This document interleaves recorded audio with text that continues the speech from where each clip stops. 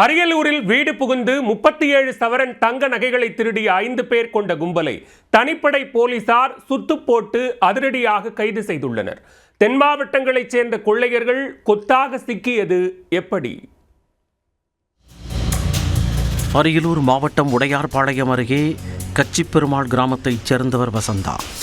இவரின் கணவர் ராமலிங்கம் NLCயில் பணியாற்றி ஓய்வு பெற்றவர். இந்த தம்பதியின் 3 மகள்களுக்கு திருமணமாக வெளியூரில் வசித்து வருகின்றனர்.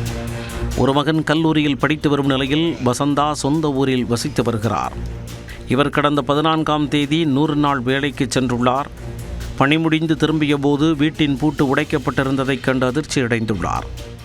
பின்னர் உள்ளே சென்று பார்த்தபோது பீரோவில் இருந்து 37 சவரன் தங்க நகைகள் திருடு போனது தெரிய வந்தது. அத்துடன் 1 கிலோ வெள்ளிப் பொருட்கள் மற்றும் 1 லட்சம் ரூபாய் ரொக்கப்பணத்தையும் கொள்ளையர்கள் திருடிச் சென்றுள்ளனர். இது தொடர்பாக உடையார்பாளையம் போலீசார் வழக்கு பதிவு செய்து 3 தனிப்படைகள் அமைத்து விசாரணை மேற்கொண்டனர்.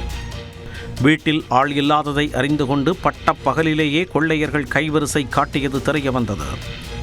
சம்பவ இடத்தில் உள்ள தடயங்களை சேகரித்த போலீசார் கொள்ளையர்களை பிடிக்க தேடுதல் வேட்டையில் இறங்கினர்.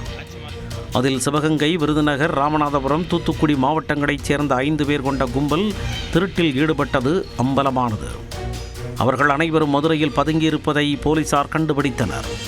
உடனடியாக மதுரைக்கு விரைந்து சென்ற தனிப்படை போலீசார் சிவகங்கையைச் சேர்ந்த சண்முகநாதன், மணிக்காளை, சிவகாசி அழகுபாண்டி, ராமநாதபுரம் தனசிங், தூத்துக்குடியைச் சேர்ந்த வெங்கடேசன் ஆகிய 5 பேரை சுற்றி வளைத்து கைது செய்தனர். அவர்களிடமிருந்து 37 சவரன் தங்க நகைகள் மற்றும் 430 கிராம் வெள்ளிப் பொருட்கள், 40,000 ரூபாய் ரொக்கப்பணம் ஆகியவை பறிமுதல் செய்யப்பட்டது.